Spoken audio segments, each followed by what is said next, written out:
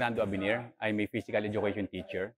And I'm also the founder of Abiner Kali System. So Abiner Kali System is a blade-based fighting martial art. It's a Filipino martial art. In our physical education, I have incorporated the study of our system to our PE students. And it is now being used, especially the stick-based fighting art of Abiner Kalis. But primarily, Abiner Kalis is a blade fighting art. And our blade fighting system comes from the revered Antonio Diego's interpretation of Tatang Illustrisimo's art. And Tatang, who is the founder of Kalis Illustrisimo, has taught this fighting system to Tony Diego. And upon learning from Tony Diego, I have now incorporated this into our system.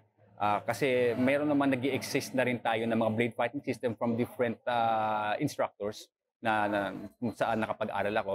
And I fuse all this knowledge in order to come up with our own blade fighting.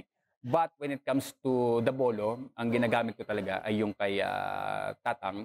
Pero pagdating na sa ibang aspeto, pagdating sa knife, so may mga pinagkunan na tayo niyan. And based na rin doon sa mga actual mga sparring natin, kung ano yung mga nagagamit talaga natin, yun ang talagang naging structure ng Abiner Kalis.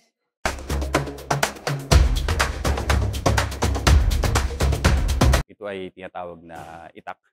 So, ginagamit namin ito sa aming training sessions. So, ito ay blunt sword. Wala itong talim at hindi siya ganun katalas, hindi ganun ka-pointed for the purpose of training. Ginagamit namin ito para masana yung mga estudyante na kapag blade-based fighting, masigurado namin na sila ay talaga matututo sa pamamagitan ng paggamit ng replica swords katulad nito. So ito yung pinakamalapit sa katotohanan ng training na ginagawa namin para lahat ng mga skills, mga techniques na dapat ma-develop na patungkol dito sa itak ay talagang magagawa ng aming mga estudyante.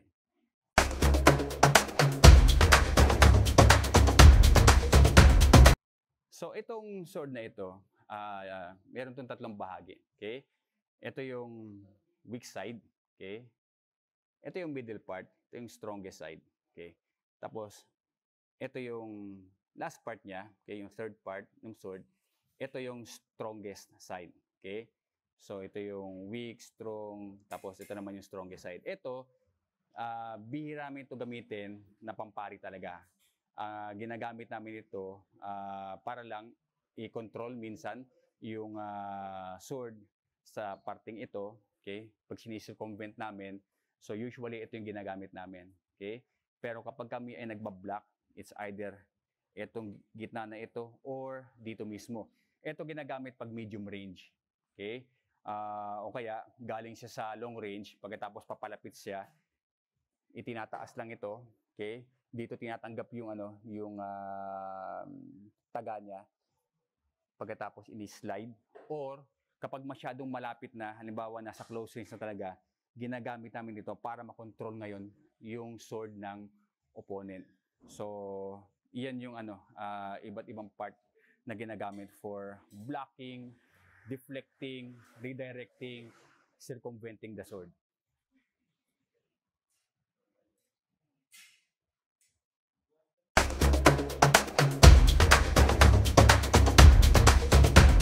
Pugay. Yung unang ipapakita namin na technique ay Estrella. So, paano ang Estrella? So, ito ay defensive maneuver. So, pag umatake siya, halimbawa dito ng planchada, ulitin natin. So, ang nangyayari doon, kapag siya ay tumaga, itong aking depensa. So, yung flat side ng sword, yun ang ginagamit ko para i-deflect yung kanyang weapon. At pagkatapos yon, aakyat yung weapon ko para tumaga. So yung mga seri ng taga na ginagamit namin ay mga natural na pagtaga. So ito yung mga simpleng 1-4. Okay?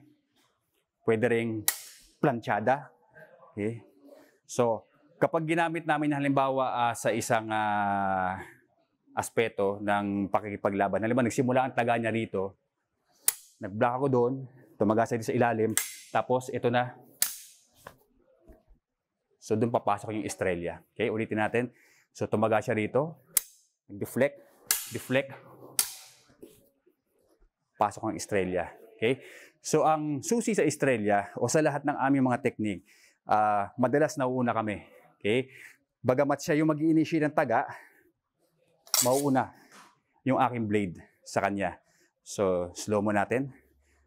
So ayun, tatama muna sa kanya bago yung deflection. Okay? Pagkatapos siya ako tataga. Yung footwork, base yung footwork dun sa ginagamit namin na technique. Para hindi ako mataga ng aking partner. Kapag siya nag-initiate ng taga, okay, ako ay gumagalaw. Okay? At the same time, nagde-deflect yung aking kamay. Okay? Para itapon yung kanyang weapon hand doon sa gilid. Okay? O kaya pinapatay ko yung weapon hand niya para hindi niya magamit ito. And the same time, ito yung attack. Attack dito. Okay? So lahat ng ito, ang structure na ito, sinisira ko yung kanyang weapon hand para hindi niya magamit. So ito binababa, ito pinapatay. Okay? Sabay taga. Okay. So yan ang isang application ng estrella. So meron ding estrella na galing dito. Okay? So pag taga niya rito, so estrella din siya. Okay? So halimbawa, nais namin gamitin sa isang laro. Tumaga muna siya sa taas, tapos finalo up niya doon. Doon papasok yung aking estrella. Okay? Taga ulit. Taga. Yun. So, yung aking pagpasok ngayon, forceful siya. Okay? Para makapenetrate ako ng gusto. So, from here, yan. Taga. Tapos, patuloy kong tinataga yung kanyang weapon hand para hindi niya magamit yung kanyang weapon against me. Okay? So, estrella dito sa side na to, estrella sa side na ito. Okay?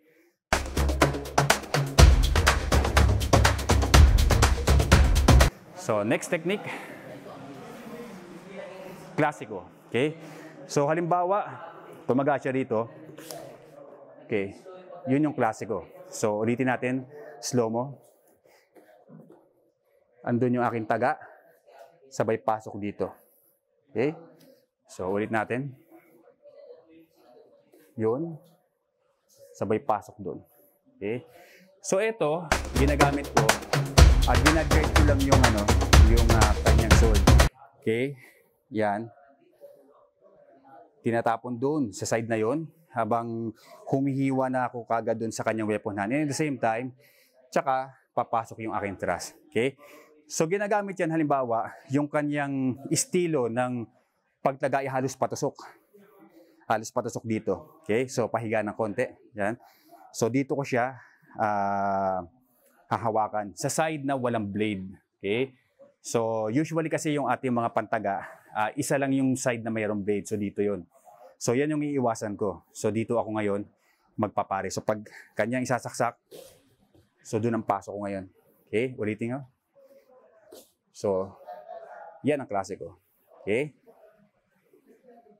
Gamitin natin sa konteksto, okay, ng laban. Taga ka dito, Kamek.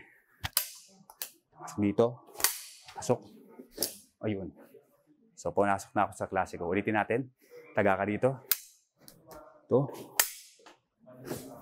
Pasok ako doon. Sabay taga. So, taga siya rito.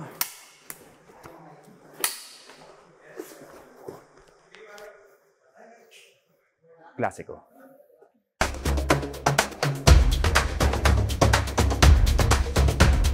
The very first instructor, which is an informal way of learning, which I've got from Mang Inyong. Si Mang Inyong kasi when I was still a young lad, nakita niya ako na nagtitraining with my father. Nagkakata kami yun. And nung makita niya ako, sinabi niya kung gusto ko talaga matuto ng self-defense. Wala akong kamalay-malay na it was knife fighting. And yung knife fighting na yun, yun ang ginamit ko na base para i-fuse yung iba't ibang arts. Kasama rin kasi dito yung natutunan ko sa mga penjak silat masters ko, si Bapa Kuong Mariono at saka kay Pendekan Muhammad Animulio. So, yung mga fusion ng mga different blade fighting concepts, pinagsama-sama ko siya. Doon nabuo yung structure ng Abiner Kalis.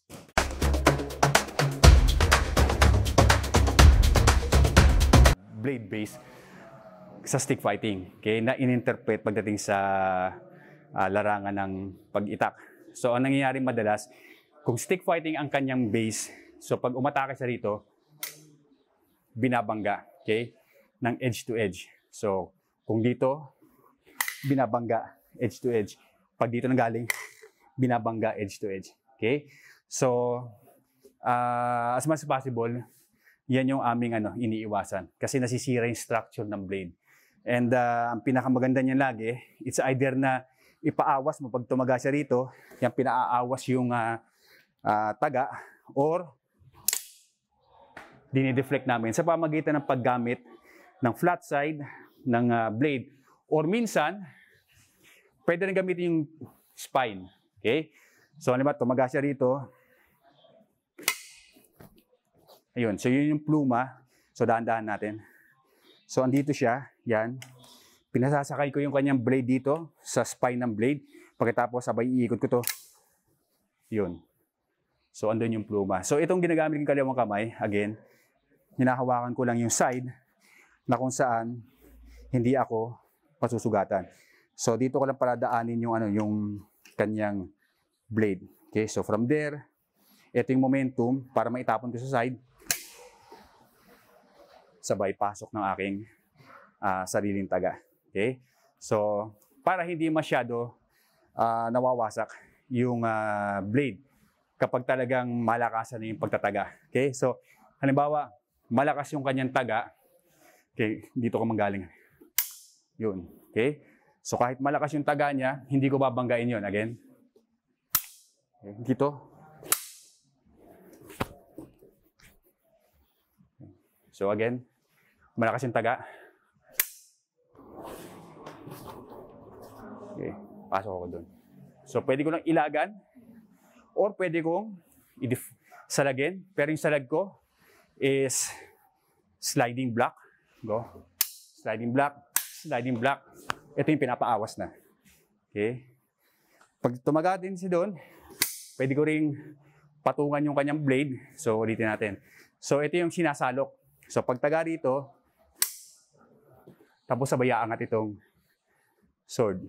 Okay? Again. So pinapatay ko yung puwersa ng blade niya. Okay?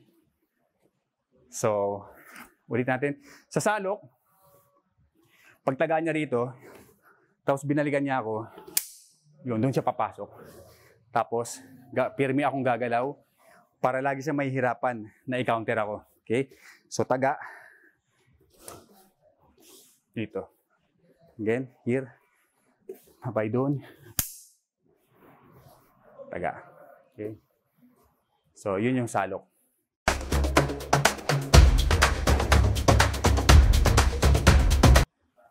Fraile. Okay? So, taga ka dito. Yan, tapos sabay. Okay? So, yun ang tinatawag na fraile na technique. So, una, yan. Kinusadahan ko siya, binaba ko to. Okay, magre-retaliate siya. Ito yung fraile. Kaya dineflect ko yung kanyang sword, tinapon ko dun sa kabila, sabay, bababa ito. Then, dudukutin ko siya dito. Okay? So, ang striking namin madalas, pagtaga ng isa, yung slash, okay, automatic, aangat ito para doon naman sa taras. So, yung motion na yun, ang involved doon lagi ay dalawang hit. Okay, yung slash at saka yung thrust. So, ulit natin. So, from here, krusada ako, fraile, taga, then thrust. Okay? So, yung pag-thrust ko, it's either naka-end dun sa throat niya o kaya dun mismo sa mata niya. Okay? So, again. Okay? So, yung pirmi ng footwork na ginagamit ko is a means to adjust lang. Okay? Nag-a-adjust ako para lalo akong mapalapit sa kanya kung ako ay tataga. Pero, kung gusto kong lumayo. So ginagamit namin yung tinatawag na retirada footwork. Pag tumaga siya, okay, dun lang. Okay, so wala akong gagamitin na na technique para i-block o deflect, kundi footwork lang para makaalis na dun sa path ng taga ng opponent. Okay, so yan ang retirada. Okay, so paatras minsan kung tawagin, ulitin natin. So dun lang siya. Okay, pero kung gusto ko na sumugod sa kanya at imbis na magre-retirada ako, aatrakada ako, ibig sabihin susugod ako. So nandun ako sa likod niya. Okay? So from that footwork, pupunta na ako dun sa likod after ng deflection. Okay? So again. So ito na ako sa likod. Okay? So depende na dun sa sa gusto kong maging kalabasan, okay, nung encuentro.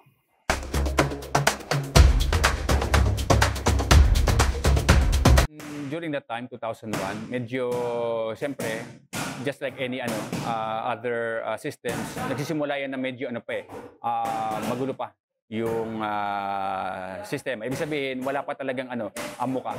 Pero doon na nagsimula yung napakaraming mga experimentation na ginawa natin. Kasi nga dahil doon sa iba't ibang aspect ng sistema na pinagsama-sama ko, kinuha ko doon kung ano talaga yung mga madalas na nagagamit pagdating sa actual na sparring sessions. And from there, I was able to determine kung alin doon yung pang-demo, alin naman doon yung pang-away, alin doon yung pang-sport. Ginawa ko ng mga separate curriculums yan. Kaya pagdating halimbawa sa physical education, pag ako nagtuturo sa mga estudyante, kung ano lang yung nababagay sa kanila, inaalis ko yung mga aspeto na talagang masyadong delikado, na naangkop lang halimbawa para sa mga katulad ng nasa military. So pag nagturo naman ako sa military, ang tinuturo ko naman talaga ay yung mga dapat nilang magamit, especially yung pagdating sa bolo, para sa kanila yon. Pero pagdating halimbawa sa civilians, I teach usually yung knife defense at kaunting knife fighting para lang makasurvive. Pero hindi siya ganun ka-in-depth, not unless magiging instructor ka talaga ng Abiner Kalis. So ganun ang kanyang naging approach. Mula noong 2000 hanggang nagpatuloy siya, nag-iba-iba yung kumbaga mukha ng Abiner Kalis kasi marami mga changes along the way na nangyayari even up to now. Kasi yung art natin is dynamic. Hindi siya yung parang stagnant na art. Lagi itong lagi itong umaayon dun sa sa panahon.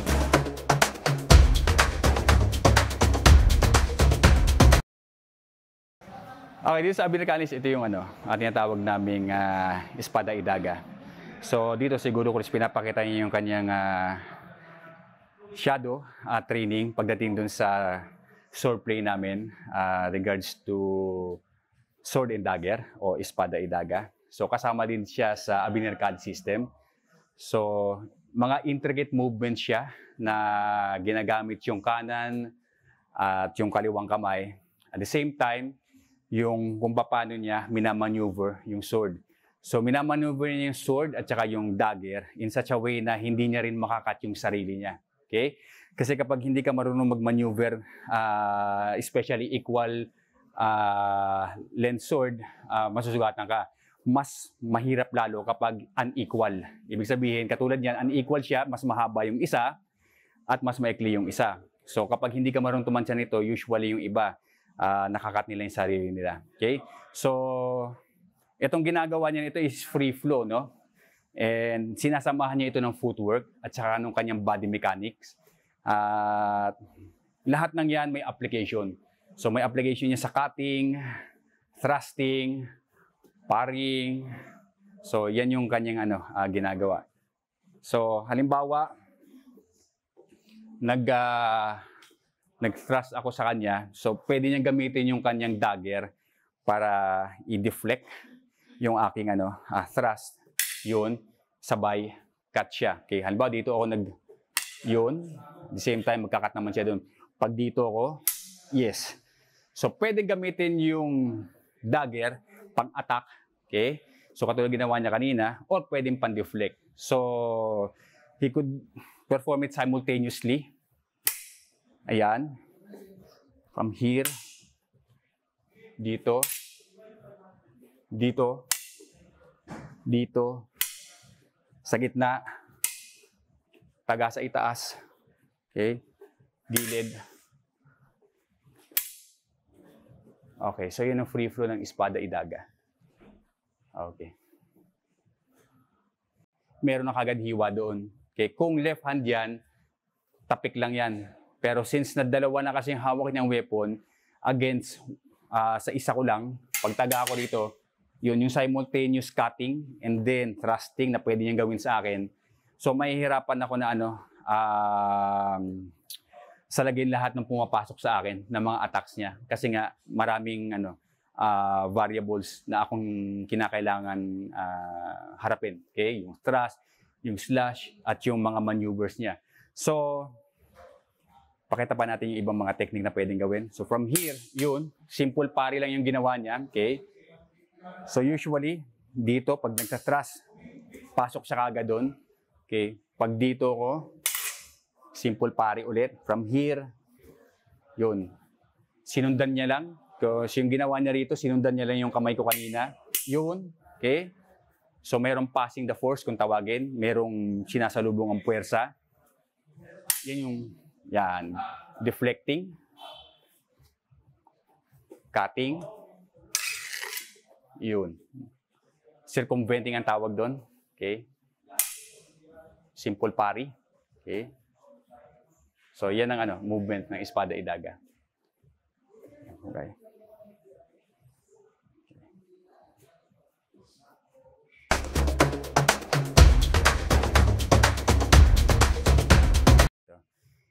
Yan. Sige, taga. Taga rin. Yan. Tapos, yan. Oh, retaliate. Ano ka rin? Yun. Yan. Relax, Mike. Yan.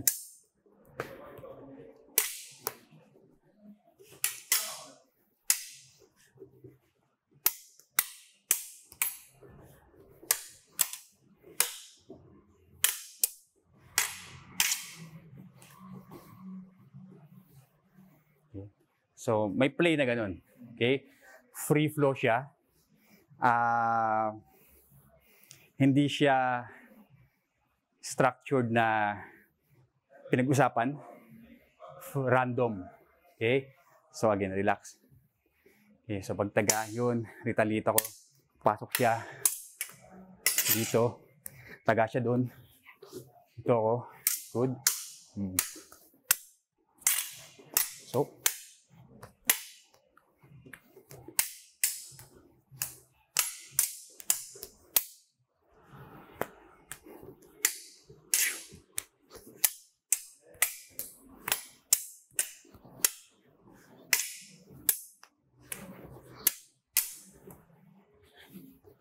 So, yung left hand, ginagamit namin siya.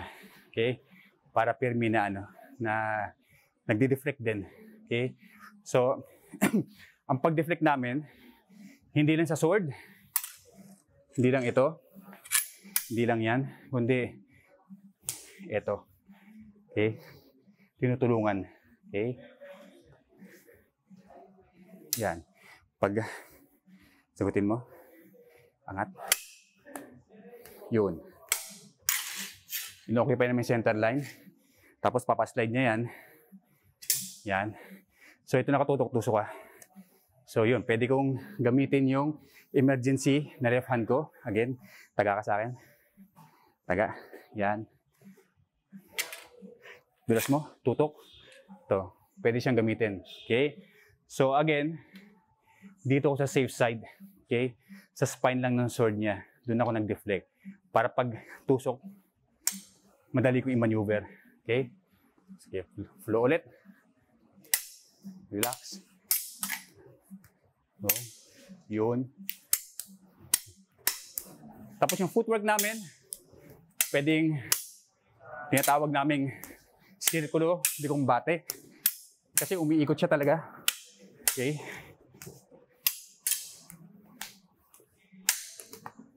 Tumatama. Sige, tuloy. Minsan, may mga ganong sitwasyon na yan. Pasok.